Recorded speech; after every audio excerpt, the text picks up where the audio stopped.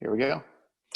Okay, well, we're here today with Ashley Ralph and Justin Russell. They are a commercial sideline beekeeping power couple in Texas.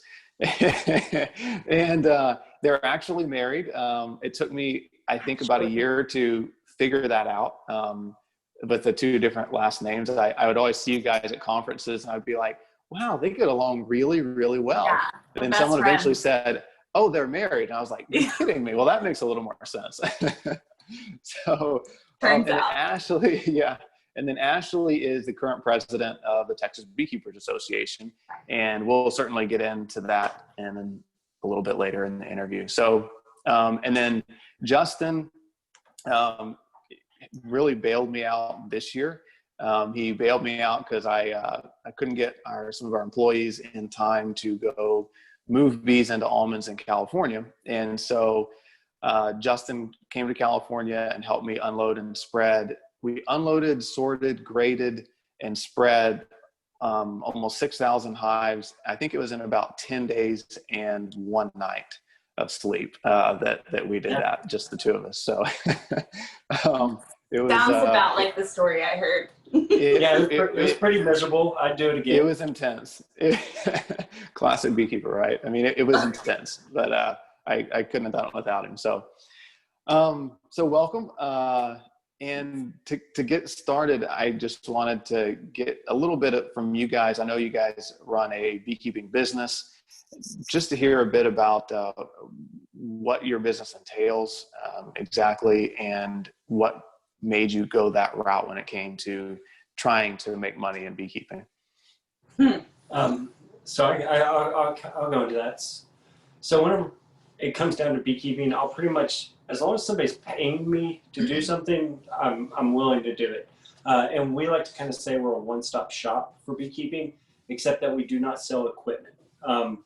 Going through all the numbers and everything and actually retailing equipment out is not something I want to do. And I wouldn't see myself doing it in the future because of profit margins and inventory and what you need to get there to do it. It's not really something I personally want to do, and I think I'd have to hire somebody to do it. It's just retail is a different market than bees. Yeah, and so whenever it comes down to bees, you need bees for pollination. Yeah, that's us. You need bees for agricultural exemption. We do that. You need to buy bees. I can do that. You have bees living in your house and you need them removed from the structure. I'm really good at that.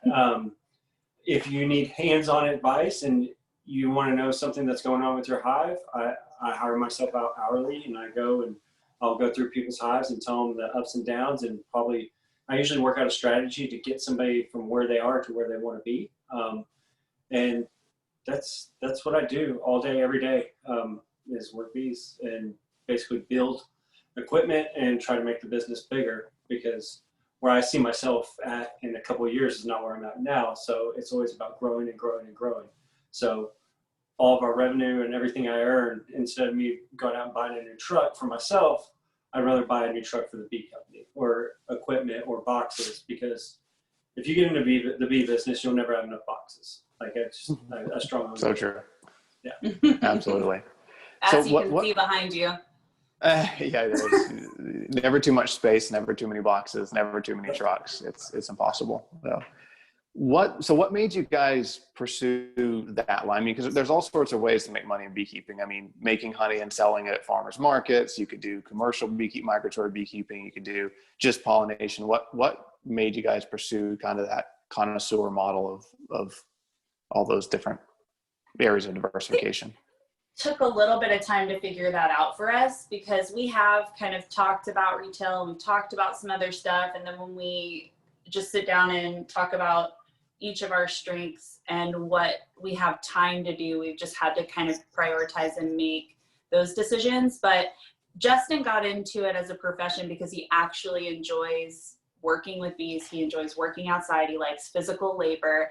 All of that is something that beekeeping gives him every day, and bee removals gives him every day. And so that's why we focus more of our energy on the bee side of it rather than the honey, because once you start getting into honey and you start getting into retail, it becomes much more consumer it's different. It would be probably more my strength, but he is the person in the business every day, all day. So yeah, and I can take client, face-to-face stuff in moderation. But if I came from a sales side, and where I did sales, or actually had to talk to clients 5 days a week, or even in restaurant/bar areas where it's all about customer service. And I did that for long enough. I knew that's not what I wanted to do every day. I do like a little bit of quiet time. I like a little bit of windshield time. And whenever we started looking at, hey, there's all these avenues of income through beekeeping, I really pinpointed what makes the most money. And in my opinion, the most money is going to come out of migration to do pollination in almonds in California. And I saw that and I was like, okay, I want to build up a business large enough that I can send bees to almonds, and that's pretty much my year. But everything else that comes after that is icing, as you say. But whenever we looked at honey and honey production and chasing the flow and nectar and things of that nature, and then actually the equipment to extract the honey and then retailing the honey out, you start hitting all these things that you're just like, oh gosh, here's another hurdle and another hurdle and another hurdle. And then you look at how much you get an ROI on it, how much money you're actually getting back on all the labor you put into it, your extraction equipment, your bottling. If you run, workers and everything of that nature, you're not making the margins weren't big enough for him, I guess. I still sell honey, don't get me wrong, because no matter what I do, our bees put on honey. And I have to have an avenue to get rid of it, and we do retail some of it. But it's not something I want to focus all my time and energy into, because I'd rather spend that time focusing on making pallets and boxes and splits and getting ready for almonds and feeding protein and things of that nature than chasing tallow or shooting bees up and hitting the Dakotas or something of that nature whenever. It's not on the radar yet. I mean, at some point we're going to have too many bees to where we have to find flows to take them to. I think we both understand that that's how sometimes it's a graduated thing, but the alternative to that too is, while he's growing the business, having the money from bee removals and things like that to kind of help cushion and get it through every month or whatever. That's a skill that he just happens to have. And so it makes sense for us mechanically.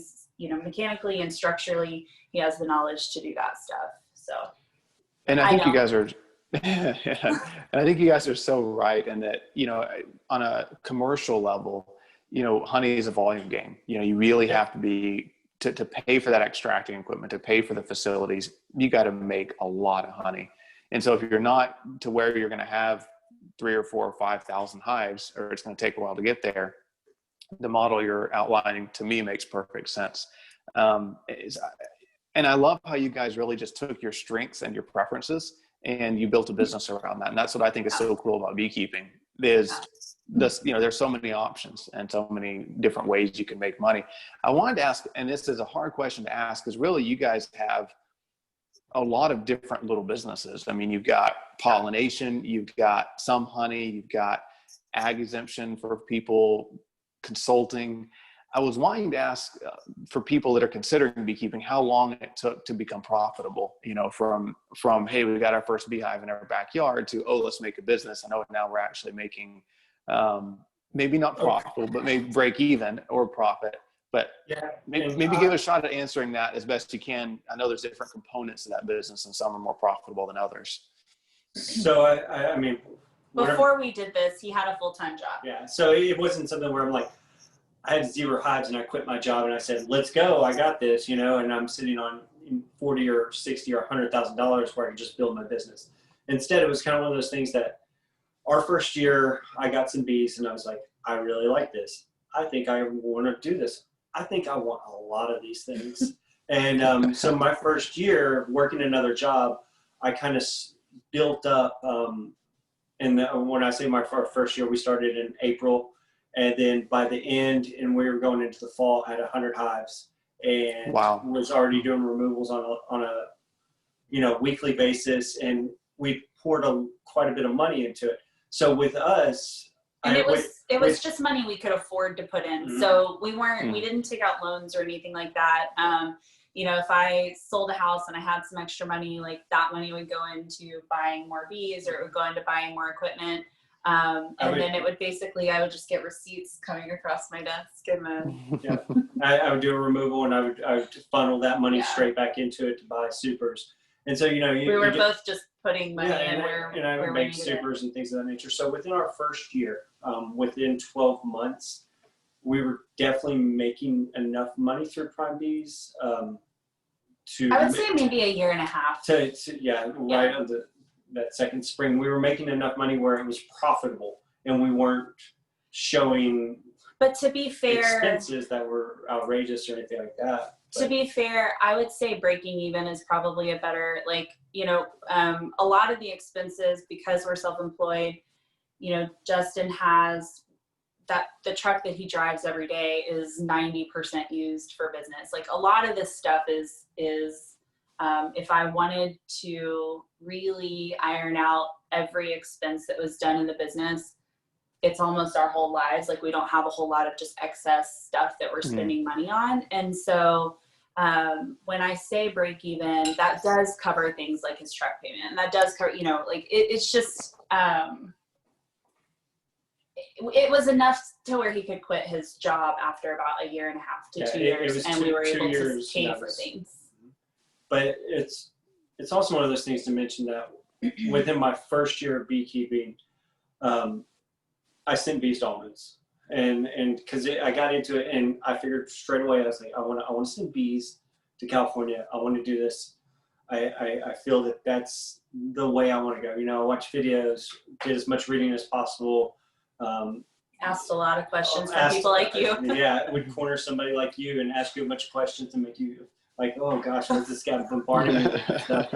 And with him, and I met larger beekeepers, and they helped me out along the way, because without that kind of help, I wouldn't have ever got to almonds my first year. There's no way that I would have been able to figure this game out on my own and just be like, taking them on a truck, let's go. Like, I piggybacked with somebody, I still piggyback with somebody, and, you know, hitched a ride California, made a decent paycheck, was able to buy a bee truck within my first 12 months of beekeeping, and got a forklift. And then after that, the sky's the limit kind of thing. Well, and to be fair, for those of you who don't know us personally, the equipment that we're buying is not top of the line stuff. No, I definitely don't have a brand new Dodge 4-wheel drive dually with a Hummer-Bee behind it. Yeah. Instead, I got an old beat up F550 with a all-terrain donkey forklift, which is. So we're talking about like a $10,000 truck instead of a $100,000 truck, or you know. And truck. so, I mean, I think that's important to say, is that we're scaling. We're not spending more money on the business than we have to spend, and we're making it work. And so we haven't taken out a bunch of loans on cars and stuff, or equipment at this point. I think if and when we do that, it would probably be for a Hummer-Bee, and that would be probably the first real loan. Yeah, because, you know, Hummer-Bee is. Because they're nice. You know, they are nice. $50,000-$60,000. Yeah. And I run a $3,000 forklift. So like the difference there is so great, but it's kind of one of those things that you got to work with what you got. And that's how I'm a firm believer in that. I don't want to just quit and be like, oh, I can't do this because I don't have a Hummer-Bee. Instead, I said, no, I'm going to make it work. Even if we have to hand load hives. Like, which we've done before, and we've certainly, I mean, we do a lot of that still. We shift, I mean, and you know that, even with equipment, you're getting out there and lifting the boxes, right? Like, it's still, they don't lift themselves. I think we should I think if you could encapsulate all of what beekeeping is, it's moving boxes around. I mean, that is all migratory beekeeping is we move boxes. It's on the hives, off the hives. Exactly. So you guys, I mean, that's kind of an incredibly rapid rise. I mean, from nothing to a year and a half. I mean, that is so fast. So looking back, maybe what are some mistakes you guys made? Looking back, you go, man, if we had only known, we would have done this a little differently. Or what maybe pieces of advice would you have to somebody looking back on your first year and a half that may want to do something similar?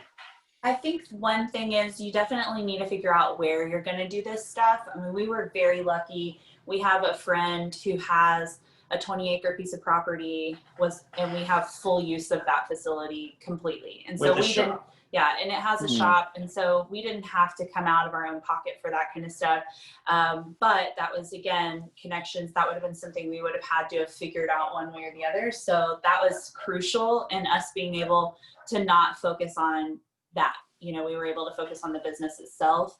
And then realistically, I would say, and then I'm going to let you, because it's really more of your question, but I would say the thing that was most surprising to me is how much straight up time and physical hard labor it takes to do this stuff. In the first year, I worked a whole lot more with Justin. Probably in the first 2 to 3 years, I worked a whole lot more with him because we just couldn't afford to pay other people to do it. And that's a little bit of an exaggeration. It was, I enjoyed it as an escape for me. But that is a real thing. It's a lot of work and very long hours, and it's not easy, and it's an internal grind. There were days when I would walk outside of our home, and we live in the city, and there would be like 5 or 6 bee boxes in the front yard because one of our friends dropped them off. And so having good neighbors was crucial. But yeah, stuff like that. If somebody asks me like, hey, like, how do I go from point A to point B? I kind of say, hey, you got to look at it at your strengths and really focus on your strengths. So I do have a little bit more mechanical ability than most people. So whenever it comes down to fixing used equipment, I'm good at it. Like I built my first automobile I drove, I built myself. So I'm A-okay tearing something totally apart, putting it back together, and using it. And if something breaks down on the highway, I'm the guy who's like underneath the truck and I fix it with baling wire or something. But if that is not one of your strengths, you need to figure out how to do a workaround on it. So either you're going to have to buy very reliable equipment, or you're going to have a tow truck on call kind of thing, or have friends. If it were me by myself, a welder and a high mechanical ability who's going to be able to help you through the way, especially if you're buying used equipment. And I have fallen into some traps before where I buy a lot of supers from somebody and they're used and half of them are garbage. So I really think it is beneficial to inspect and really go over all the stuff that you're purchasing used, because if you're getting into this game, I think that you have to be able to get into it. You can't just go out and buy brand new stuff all the way around unless you're already a millionaire. And if you're already a millionaire, then this is not something you're trying to make money. It's a hobby. And so that's a whole different, if you're trying to make money, you're going to try to cut corners, and you're going to try to not cut corners, but save money any way you can. And if you do look towards the loan stuff, make sure that what you're using that loan on is what you really, really need. Yeah. So equipment, boxes are more important than even like we talked about the bigger equipment. The reason why we were able to get bigger equipment earlier is because he was mechanically inclined. So otherwise we would have had to like call a friend and say, hey, can we borrow your forklift for the weekend? We've got to do some stuff. And I think that would have been feasible too, to be honest. I think we could have found somebody where we could have worked out schedule wise. But that's how we did it. But also whenever you concentrate on your strengths, and you got to put your time where your time is going to be most efficient, right? So if you're not very good at woodworking, don't spend your time building boxes and building lids. You hire that out, and then you turn around and you do what you're really good at. Say you're really good at doing splits, or you're really good at talking to clients, trying to get ag exemption parcels that you're going to make money on, or even just brokering deals and things of that nature. If you're not good in the shop, don't spend all your time in the shop. Spend your time where you're going to make the most money.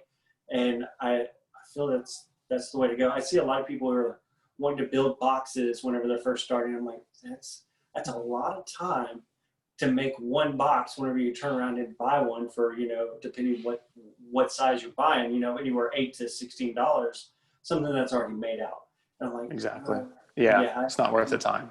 You got to spend your money and your time where it's going to get you the biggest bang. Mm-hmm. Right. Yeah, I love that advice. That's so focusing on your strengths. I think I see so many beekeepers not do that and fail. You know, they say, well, the only way to make money is to blow up to 5,000 hives and be a migratory beekeeper in North Dakota. And it's like, that just doesn't work for most people. There's plenty other ways to make money.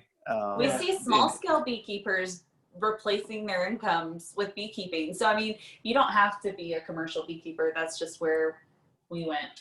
But I also, I feel that you have to set realistic expectations as well. I see people who are get into beekeeping and they think they can make a living doing it, but they're not thrifty, or they're not the salesperson that they might need to be, or something along that lines. And they're like, yeah, well, I'm just going to get 100 hives. I'm going to make enough honey, and I'm going to be able to make money on that. And I'm like, you know, like 100 hives, the amount of honey, like the work that goes into it and everything, your bottom line and stuff. Like, I always tell people, like, look at other options too. Like, Absolutely. Especially when I'm not going to say that that this is a young man's profession, but the older you do get, the more lifting you have to do, and the heavier the boxes are and things of that nature. So whenever I see people who've gotten a little bit older in their years who are quitting their job and then getting into beekeeping, I'm like, you need to be physically fit if you're going to do this or have a solution. Yeah, if have a grandson. Yeah, if you have workers and stuff like that, and you can do workarounds, that's great. But if you're kind of doing, like me, a 1 or 2 man show, and you're going to go out and throw out your back the first day lifting supers, like, I would try to invest my time and my money in other places. And I'm not discouraging anybody who, you know, might be plus on years saying, don't get into beekeeping, just find beekeeping that works for you, and then sidelining and commercial beekeeping might not be what you want to get into. Yeah, such a good point. So as I'm listening to you guys talk, I mean, a common question I get asked all the time is, oh, how many hives do I have to make a living? And that's very dependent on how you're making your living, right? I mean, if you're a migratory beekeeper, well, you need 1,000 at the bare minimum. So maybe pursuing more of a model that you guys have, a much more diversified model. Can you give people any sort of a feel for to make a, I'm not asking you to share your income, but to make a living wage, let's say, what would somebody need to get there? 300 hives and diversified, or 500 hives and? Well, I mean, realistically, and I think you're kind of touching on that a little bit, but like, realistically, you could make a living with no hives, right? Like bee removals, you could technically just make a living doing that, selling those bees off to people like, you know, us or somebody else who, you know, whatever, that may be a bad example, but I mean, you could make a living in beekeeping without owning any bees. Yeah. So I do know removers who don't keep any bees at all. Like, and they call themselves beekeepers. I'm like, you don't really keep bees. So. Well, they call themselves beekeepers because that's the statute they're working under. Yeah, this is on the law to remove bees. And they probably do have bees, but yeah. But I believe if you're going to run a bee company and not just work with bees, because you could always get hired on with somebody and work bees through other people's bees. But if you're going to run your own, per se, bee company and do diversification and stuff, I think 200 to 300 is really the good number to shoot for. That's something that you can manage by yourself very easily. You could feed all those by yourself. And you could get a diverse stream of seasonal income off of those. And then also with just splits alone, if you have 300 hives, and let's just say 200 of them are meh, but you got 100 strong ones, and that you know that you're going to be able to split up in the spring and make 100 nukes. And then you look at your income on 100 nukes, and then maybe out of those 300, you piggyback with somebody and you send 100 almonds. And so you make $10,000 or $20,000 here, and $10,000 and $20,000 here. Like, those thousands add up really, really fast. And whenever it comes down to the end of the year to tally it all up, you're like, whoa, I made more money than I thought I did this year. Especially if you're adding in, you're doing farmers markets and you're selling a little bit of retail honey. You figure out about the agricultural exemption, and you're able to get some of those yards worth the rent. And then, which, by the way, is not a real, I mean, that covers our costs to keep bees at. It's not like an income.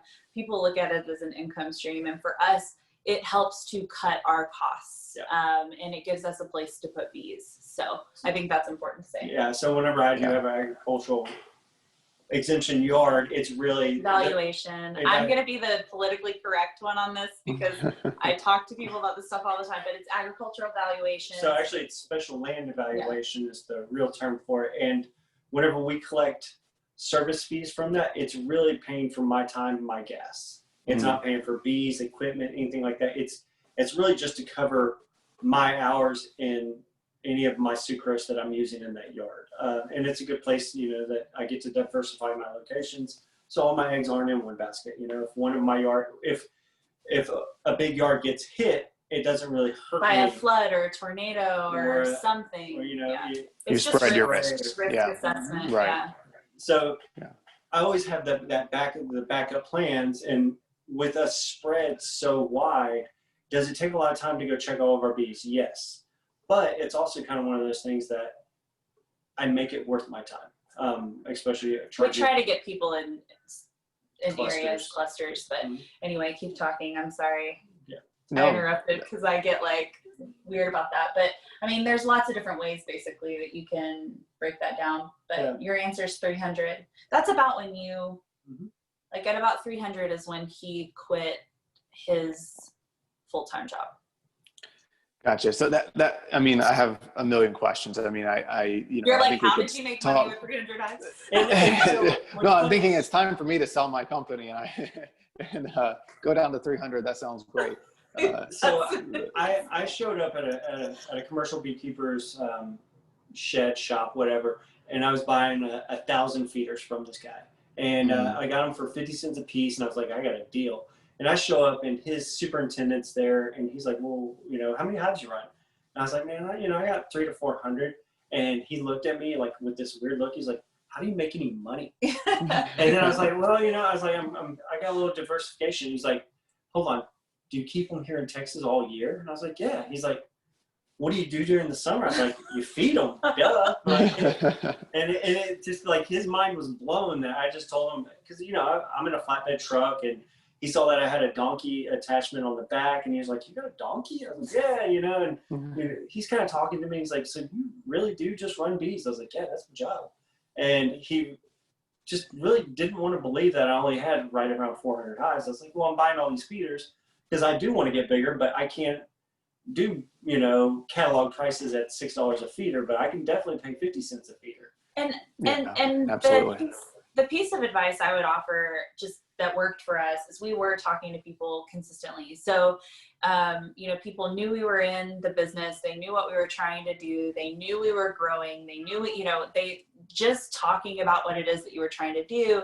Then if somebody came across something that would benefit us, they would always reach out. And so, like our first year, we were not equipped, ready, or whatever to do splits, but we had a lot of bees that needed something done with them, right? Like we didn't have all of the equipment ready early enough. We didn't have any, like we were just, you know, we were constantly playing catch up, and we're still, in some cases, we're constantly playing catch up. But we were talking to a beekeeper that needed to shake some packages. And so that was our swarm prevention that year. And so, and we got paid, you know, a pretty reasonable price for that service. And so if you keep your eyes open and you keep telling people what it is that you're trying to accomplish, I think just being open to the opportunities that come at you, and then deciding on each of those little opportunities, like, is this something I can feasibly do? And don't say yes to everything, because that's like a whole other problem. But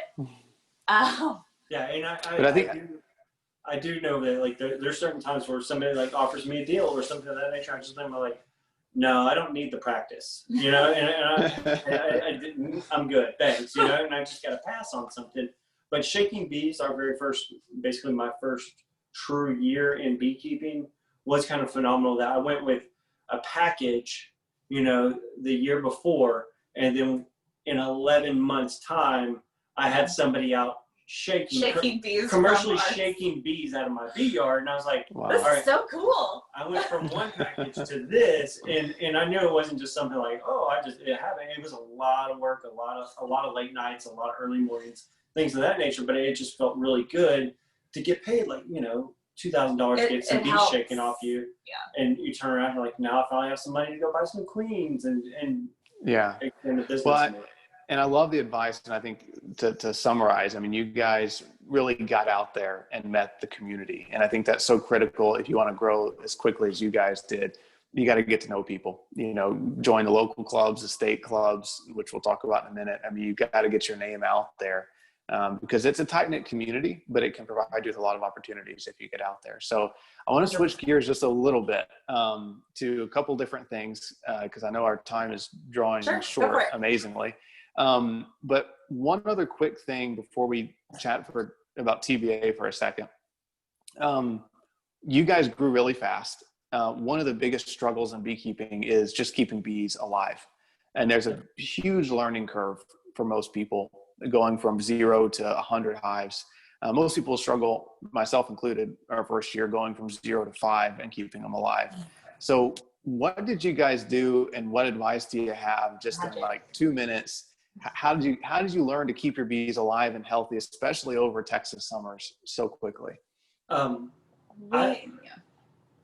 We did feed. Yeah, so I think nutrition is extremely valuable. You just don't overfeed, but a little bit of sucrose goes a long way, or fructose, whatever you want to feed. But also, I think bee biology, just learning the bee itself, I think made me a better beekeeper than I ever thought I could be. But just getting down and learning life cycles and all the weird little intricacies of the bee, and actually knowing not my enemy but my friend kind of thing, and who I'm trying to work with, and then be able to go from there. But also, I asked a lot of questions. I wasn't scared to ask questions. We had people out in our yards looking at bees. I mean, we did everything. And I mean, I am kind of timid and I don't like approaching people, but that's why I have her. Yeah.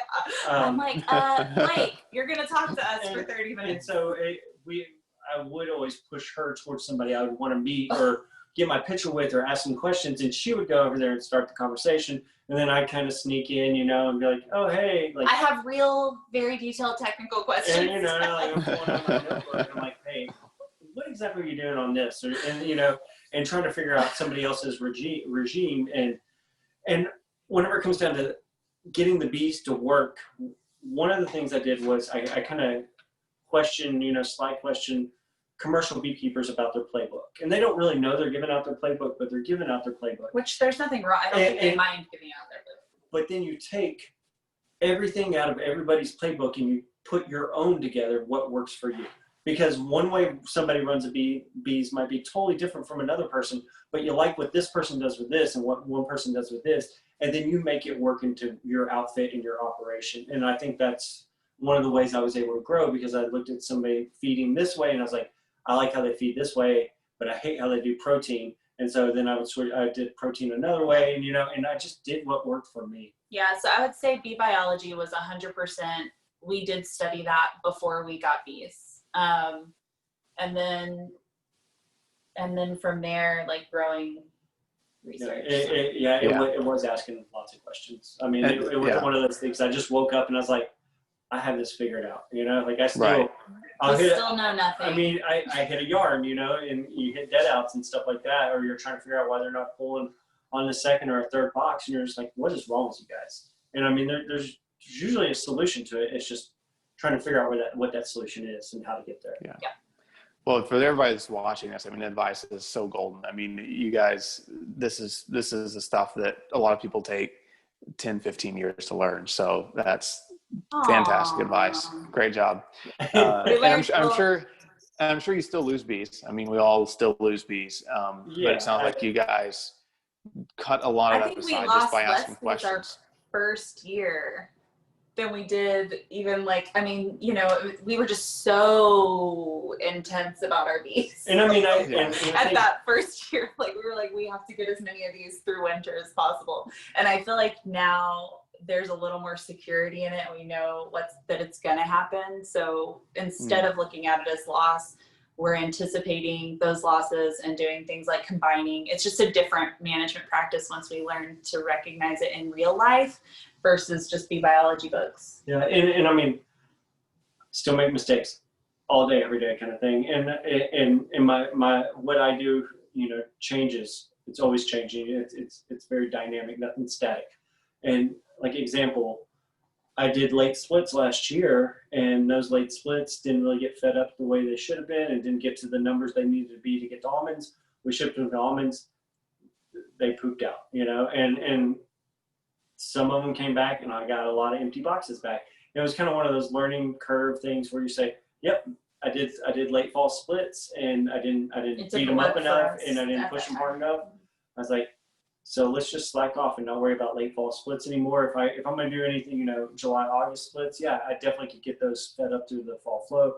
But it's one of those things that you got to learn. And I did sacrifice, like 40 or 50 hives coming back that just didn't make it, that didn't make grade, just shipping empty boxes kind of thing. And yeah. And it happens. Yeah. And I tell people all the time, like, you gotta make mistakes, you gotta fail, and you gotta learn from those failures to be able to get good and to be able to do something great, because no one just wakes up and just knows it. It wakes up with like a smoker under one arm and a hive in another, like, I'm a beekeeper, I'm gonna do this today. No, like you gotta have those bad moments where, like, sometimes you're questioning yourself and you're like, do I really want to be doing this? Like, you just took 30 or 40 stings in a bad day, and you're like, this is miserable. But then you have those really, really great days, and it turns around, you're like, this is what I want to do. Yeah. And I think you're so right that I think as a beekeeper, you should always be evolving. And, even after doing it for 18 years now, I mean, we experiment constantly, we fail constantly, we try new things constantly. And even what worked for us 4 years ago doesn't work today. And that's just part of it, not staying, not getting stuck in your ways is critical. So cool. All right. Well, let's switch gears a little bit again. Let's talk a little bit about TBA. So Ashley, you're the president of the Texas Beekeepers Association.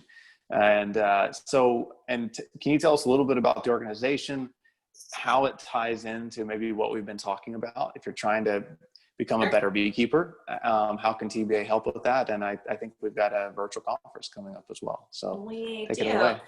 So TBA, Texas Beekeepers Association, is an awesome place. I was just talking to one of our members earlier today who was really sad that we didn't have the in-person conference coming up, because she has met some of her best friends and her business confidants, and they talk about how they're going to be packaging up their honey and, for this fall season and for the holiday season, and she was real excited to spend money at the auction, and so I did have to break her heart a little bit, but it's just a testament to why I joined, and what I see in the organization. Not only is the educational, the events that they put on really exceptional. That was the first one we went to, but in addition to that, we've got an amazing group of people, beekeepers that are members, beekeepers that are in the leadership of the organization, that really just want to do what's best for bees and beekeepers. And so it's just been a really fun part of my life, to get to be involved in that and give back to some of the people who taught us so much. So like people like you, and people like Chris Moore, and the list goes on, but you guys were so instrumental in helping with us, and as past and current leadership of TBA, we were more than happy to get involved. So but we do have go ahead. No, I can say I can attest to that. I mean, that's how I got started in beekeeping too. I mean, that was the first major conference I went to at 15 years old, was the TBA. So yeah, I totally relate to that. It's very cool. And I was addicted just because I enjoyed all the people. We were talking about how beekeepers tend to be pretty awesome in general, but anyway, that's part of it. We do have a virtual conference coming up, and like anything, I think, details are still being kind of worked out, but essentially the premise is that it will be a keynote focused live event. And then we'll have an archive. So if you purchase a ticket, you'll have access to an archive of Texas residents and other expert beekeepers who have put together presentations and videos. What I think I'm most excited about that part is that some of the people who volunteered to do it are including like live in the hive footage, which you don't get to see in an actual presentation. So in a way, I think it's going to be pretty neat to see how it all comes together. And I'm like just as excited about the archive footage as I am about the live event personally. But our Vice President, JJ Swan, has done a really good job kind of working with the event committee, and hopefully we'll be able to put some real details out later this week or early next week. So. Yeah, fantastic. And I can't wait. And for those of you that are listening, at the very end of this month's magazine, we've got a full page ad to go find more information about the virtual conference. And it's November 7th, right? Yes, November correct. 7th. And they can go to Texas Beekeeping Beekeepers. Association. We should know this. TexasBeekeepers.org, I think. TexasBeekeepers.org. Thank you. And they'll have a full agenda up there by the time this video comes out. So awesome. Thank you. Past president. I know. I should know that, you'd think. Just Google Texas Beekeepers. It'll Okay. So wrapping up here. Yeah. You guys are bound to have some incredible beekeeping stories over the years, whether it's educational. Sorry about that. Whether it's educational, interesting. I have to cut that part out. All right, let's try that again. That might give us some time to come up with a great story for you. There you go. Yeah, we're going to do some trimming there. Someone tried to call in. So I'm sure you guys have some interesting stories, whether they're terrifying, educational, maybe your first beekeeping experiences you ever went through, funny, any beekeeping stories that you'd love to share. That's a good one. I do know that my first year trying to go to almonds, this is kind of a scary, but like just shows you got to be able to think on your feet. I didn't have a flatbed truck, so I had a regular pickup truck and a trailer, and we load them up on a trailer, and we barely get them on a trailer. It's like we're kind of hand lifting them on a trailer. It's always a little bit of a prayer. Just right now, we talked about the equipment already, and that it's not like Blake Shook equipment. This is Justin Russell, Ashley Ralph equipment. It's not great, and it's a little testy. Yeah. Just to set the mood here. And you got to think that this is like my first year beekeeping. I've never loaded a trailer full of bees, like on pallets, nothing. Like I've seen it done, videos, maybe watched some, but never even driven a forklift really kind of thing. And we're using a tractor and my forklift when we load up a trailer. And then we're heading to the guy who was like, yeah, I guess you could ride on my truck. You know, it's just he very graciously allowed us to piggyback with him. Yeah, and so it's 3.5 hours from our location to his location. And we weren't going to be like, hey, can you swing by and pick up our bees? Like, that's just... Although hindsight, probably would have been better for everybody had we done it that way. Yeah, because of course, whenever we're loading bees, it's like, January 20th, it's raining. Our yard is not a very good yard, so it's wet. Like we're getting a truck stuck like every 30 minutes kind of thing. We're in the back of a 20-acre piece of property. And so to get to the front, just to get to the front of the property is a prayer. Like we have to get the settings on the truck just right, make sure everybody's secure. Got to get through one location because it's really, really soft. You're like, okay, you got to go as fast as you can through here, or you're stuck. It's scary. So anyway, but we loaded up and it took forever because it was our first time ever loading. And yeah, so we thought we were going to be Justin. Now he is a notorious underestimator when it comes to how long something's going to take. But and we're talking like 40 hives. We're not talking like 140 so or like 300 or 400. We're talking hours of us loading. Hours of us loading this stuff up. Anyway, we get them on the hive, we get them on the truck, we make it through the gauntlet that is the property. We're on our way. We get about an hour and a half away from Bryan College Station. And we hear something's not going right with the truck. The trailer's not pulling right. And like, it's not what it's supposed to be doing. And we're in Conroe, in like downtown Conroe. And I had a really good buddy with me. He's really mechanically inclined too. And he's just like, hey man, like let's pull over right over here and see what's going on with the trailer. And we pull over and of course we're missing a wheel. And I I mean, I have no idea when we lost the wheel. The trailer doesn't have that many wheels. So I'm like, okay, yeah, we're missing a wheel. And so I looked up Tractor Supply, and we're like 1.5 miles, maybe 2 miles away from Tractor Supply. And we start heading there. And I mean, I am dying laughing because, like, what else can we even do at this point? But just hope that we can make it at least to that. We walk in and we start buying up all of the things. Yeah, because I buy everything that I think that they're I about might to need. close in about 10 minutes. So I buy it all, and I'm like, okay, I think I can fix this. I don't know if I can. But she had already made a call to who I was piggybacking with, and he loaded up his Hummer-Bee and is in a straight truck, and he was already on his way to come pick us up. Yeah, luckily we have very good friends, as we mentioned, but he bailed us out. It was pretty cool. But we ended up staying in the parking lot at Tractor Supply because they were closed, and we're right off the highway with smokers lit and all this. We're just waiting for the fire department to show up, and in the middle of Conroe, like on 45, right there at TSC. And we do a transfer, like all the bees that are on my trailer. It took him 7 minutes to load? It was really embarrassing. Like super embarrassing. Like it was Chris Moore. He shows up and he unloads my whole trailer and loads his truck. I'm pretty sure he was adding tricks in just to show us how cool he was and how bad we were. And I was like, hey, anything I can help? He's like, no, just stay back, Please kid. just go sit inside your car. Like, don't touch me. Like, I got this.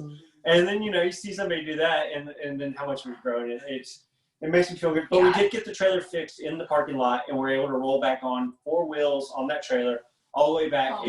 Without any bees. Yeah, it was an empty trailer, so it was a lot easier to tow. But turn around and use that same trailer the next day to haul another load to them the very next day. So we did successly make a second trip. And it was a lot easier the second round. And it wasn't a 6-hour loading, but it still was pretty long.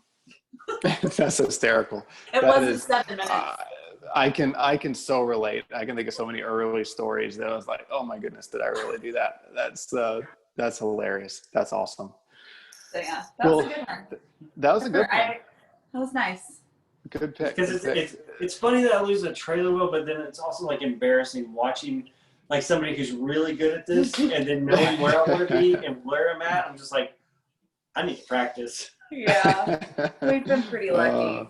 That's great. Anyway, there's probably a million stories, but that's a good one. That's a good one. Good job. So, well, guys, I think we're pushing the time limit, but thank you so much. I mean, that was an awesome interview. And at your website, primebees.com? Yep. For sure.